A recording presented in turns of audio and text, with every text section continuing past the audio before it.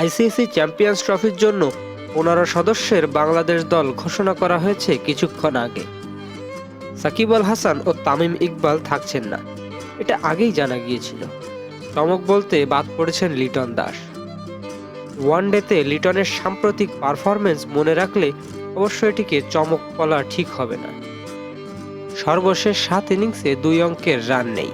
সর্বশেষ 50 করেছেন গত 2023 বিশ্বকাপে ভারতের বিপক্ষে পুনেতে। এরপর 14 ইনিংসে লিটনের বলার মতো ইনিংস বলতে সেই বিশ্বকাপেই পাকিস্তানের বিপক্ষে 45।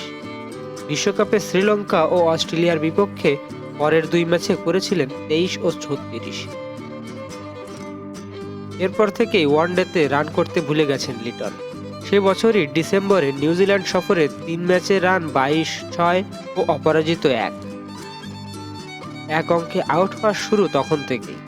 গত বছর মার্চে শ্রীলঙ্কার বিপক্ষে চট্টগ্রামে প্রথম 2 ম্যাচেই 0 রানে আউট হওয়ার পর তৃতীয় ম্যাচ থেকে বাদ দেওয়া হয় তাকে। ঢাকা প্রিমিয়ার লিগে খেলার জন্য পাঠিয়ে দেওয়া হয় ঢাকায়। গত ডিসেম্বরে ওয়েস্ট ইন্ডিজ সফরে বাংলাদেশ টি-20 সিরিজ জিতেছে লিটনের নেতৃত্বে। যদিও ব্যাটে তার দুর্দশা অব্যাহত ছিল সেখানেও। 3টি টি-20 ম্যাচে করেছিলেন মাত্র 17 রান।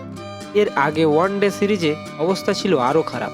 3 ম্যাচে করেছিলেন 2, 4 ও 0। দলে পেসার আছেন 4 জন: তাসকিন আহমেদ, মুস্তাফিজুর রহমান, নাহিদ রানা ও তানজিম হাসান। বাদ পড়েছেন শরীফুল ইসলাম ও হাসান মাহমুদ। এই 2 জনেই ওয়েস্ট ইন্ডিজের বিপক্ষে সর্বশেষ ওয়ানডে সিরিজে দলে ছিলেন। সেই দল থেকে লিটন ছাড়া আর বাদ পড়েছেন আফিফ হোসেন। দলে স্পিনার আছেন 3 জন: মেহেদী হাসান মিরাজ, নাজমুল আহমেদ ও রিশাদ হোসেন। তামিম ইকবালকে নির্বাচকেরা দলে নিতে চাইলেও তিনি গত পরশু অবসরের ঘোষণা দেন। সাকিব আল হাসানকে নিলে শুধু ব্যাটসম্যান হিসেবেই নিতে হবে, কারণ ইংল্যান্ডের কাউন্টি ক্রিকেট খেলার সময় বোলিং অ্যাকশন নিয়ে প্রশ্ন ওঠার পর 2 বার পরীক্ষা দিয়েও সাকিব পাশ করতে পারেননি। আবারও পরীক্ষা দিয়ে ছাড়পত্র পাওয়ার আগ পর্যন্ত সাকিবের তাই আন্তর্জাতিক ক্রিকেটে বোলিং করার সুযোগ নেই।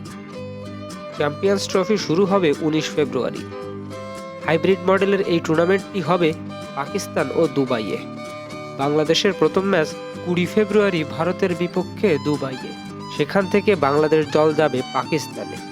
রাওয়ালপিন্ডিতে পরের 2টি ম্যাচ 24 ও 27 ফেব্রুয়ারি। প্রতিপক্ষ নিউজিল্যান্ড ও স্বাগতিক পাকিস্তান।